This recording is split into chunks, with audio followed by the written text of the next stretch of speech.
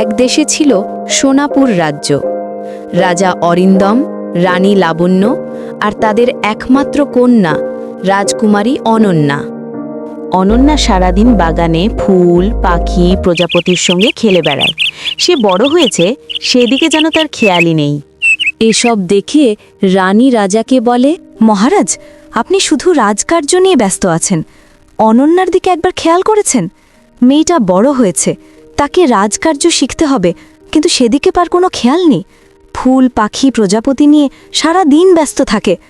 রানী, তুমি তো মা, তুমি অনন্যাকে বুঝাও। মা অনন্যা, এখন সময় হয়েছে রাজকন্যার মতো আচরণ শেখার। সারাদিন ফুল আর প্রজাপতির পেছনে দৌড়নো মানায় না। কিন্তু মা, ফুল, প্রজাপতি এরাই তো হাসায় সবাইকে, তারা আমার বন্ধু। রানী মৃদু হেসে কিছু না বলে চলে গেলেন, কিন্তু অনন্যার মনে রইল হাজার প্রশ্ন। রাত নেমে এলো, চাঁদের আলোয় বাগানটা যেন জাদুর মতো ঝলমল করছে। চারদিকে ঝিঁঝি পোকার ডাক, বাতাসে শোঁসো শব্দ, এ যেন এক স্বপ্নের জগৎ। অনন্যার ঘুম পাচ্ছে না।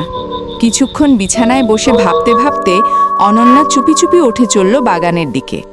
অনন্যা হাঁটতে হাঁটতে পৌঁছে গেল পুরনো কূপের কাছে। এই আলোটা আসছে কোথা থেকে? আহা, কেউ কাঁদছে মনে হচ্ছে। কে কোথায় কাঁদছো? বেরিয়ে আসো, আমি তোমাকে সাহায্য করতে চাই। তখন একটি পরী বেরিয়ে সব খুলে বলল, আমি তারালতা পড়ি, চাঁদের রাজ্য থেকে এসেছি। দুষ্ট অন্ধকার রাজা আমাদের আলো বন্দি করে ফেলেছে, আর আমাদেরও এখানে বন্দি করে রেখেছে। যদি কোনো ভালো মনের মানুষ আমাকে মন থেকে সাহায্য করতে চাইলে আমি আগের রূপে ফিরে যাব। ওহ, কত দুঃখের কথা। আমি তোমাকে সাহায্য করব পরী। তুমি সত্যিই সাহসী অনন্যা, চলো আমার সাথে, আমি তোমাকে আমাদের রাজ্যে নিয়ে যাচ্ছি। ওহ, এ যেন পরীর রাজ্য।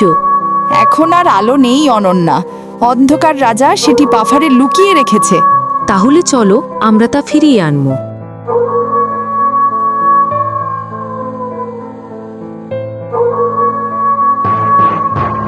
ও পরি, তুই এসেছিস? তোদের এত বড় সাহস! ভুলে গেছিস সেদিনের কথা? ও না, এখন কি করব আমরা? আমার খুব ভয় করছে পরী। সাহস মানে ভয় না পাওয়া নয় অনন্যা, ভয় পেলেও এগিয়ে যেতে হয়। তোমার হৃদয়ে আছে আলোর শক্তি। তারপর পরী ও অন্ধ রাজার মধ্যে তুমুল যুদ্ধ হয়। এক পর্যায়ে পরী জাদু দিয়ে অন্ধ রাজাকে শক্তিহীন করে দেয়।